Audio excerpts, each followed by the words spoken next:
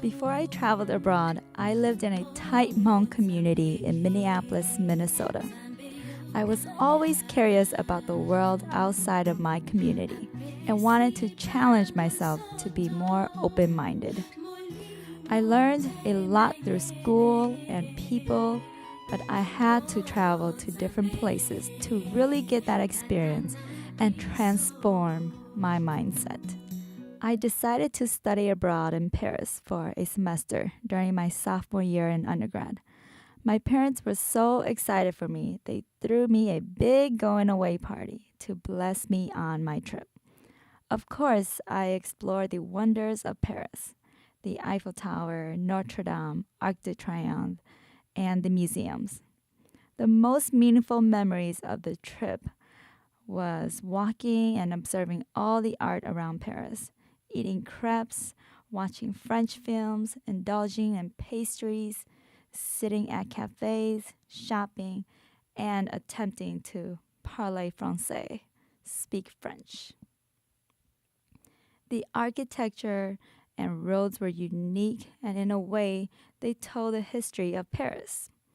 I was able to visit relatives in southern France. It was a one-of-a-kind experience, communicating with them as we attempted to use French, English, and Hmong all at once.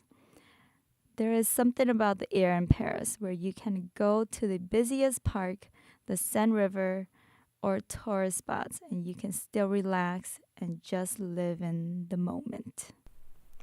During my study abroad in Paris, I took a weekend trip to Scotland. Scotland's deep, strong history captured me. Their resilience and perseverance for independence and equality was clear through their historical sites. I was easily and happily lost in their deep, rich natural land. And interacting with the unique animals brought me joy. The following school year, I headed to a place I never thought I would have the chance to step foot on, Ghana in West Africa. As a class, we traveled throughout the country, meeting various people and seeing their way of life. The city was packed with traffic and people. The countryside has simple buildings and lifestyles. The coast was busy with fishermen. Their largest park had graceful elephants that played with the birds. We went to this crocodile pond, where the locals lived among the crocodiles. They believed that if it wasn't for the crocodiles, they would not have this water source. Their culture and food was rich and splendid.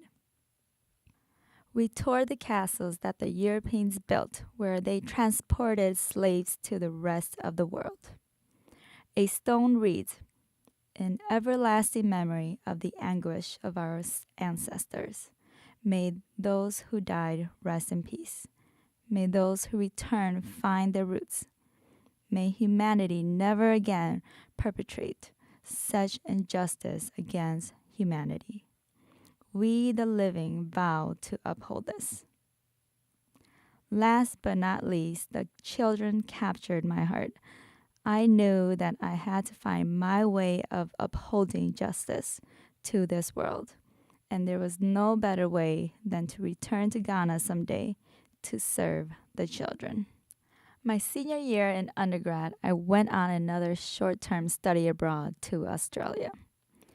We stayed along the coast for most of the part, starting in Sydney and then flew across the country to Perth.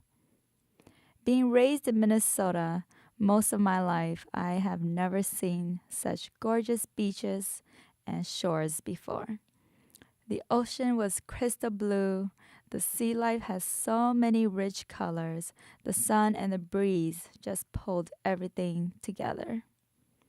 Along the coast, they had big rocks that made you feel so small, but at the same time, so powerful.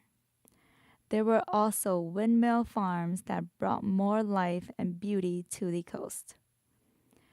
The most free and exhilarating experience was when we got the chance to see wild dolphins in the ocean. The dolphins swimmed around us and underneath our boat. Staying by the coast, I really got the chance to learn more and appreciate the sea world. Australia no longer hunt whales, but they hold some of their boats as a memory of what occurred and to ensure it doesn't happen again. We spent a few days in the wild forest learning about some of these small towns' economies. One town focused on tourism and created a way for people to be part of these amazing tall trees that surrounded them. We were able to participate by climbing these trees and walking through bridges that connected the trees' tops for a magnificent view. Unfortunately, after undergraduate school, I did not get the chance to travel abroad as much. 5 years later, my workplace planned a group trip to Montreal. My friends Greg and Allie and I jumped right on it. We took a bus 8 hours to Montreal from Philadelphia. I was so excited I almost ran for the border. Montreal is big on the underground world with a huge underground mall. Their cathedrals are not as old as Paris cathedrals, but to me, they were as gorgeous. The city was so unique in many different ways.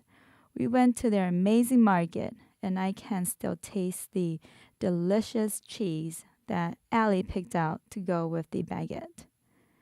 Greg has this fond childhood moment with his parents at the Biosphere, so we had to go see it.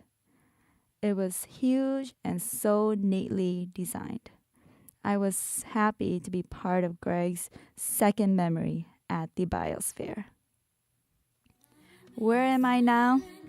I have learned and experienced so much from all these trips and will continue to travel and develop. This year, I returned to Ghana for the second time and plan to return again. The rich culture, food, market, and energy brings joy to me. The baboons scare me a bit, but I love them anyways. Most of all, serving the children completes me. I spent most of my time volunteering at an orphanage and had a great time learning with the children. I know that I have grown and become more open-minded from my travels. However, most importantly and unexpectedly, I learned that the true meaning and gift in life is giving and serving others. I believe that this will help them have a better life and that they will pay it forward by helping others.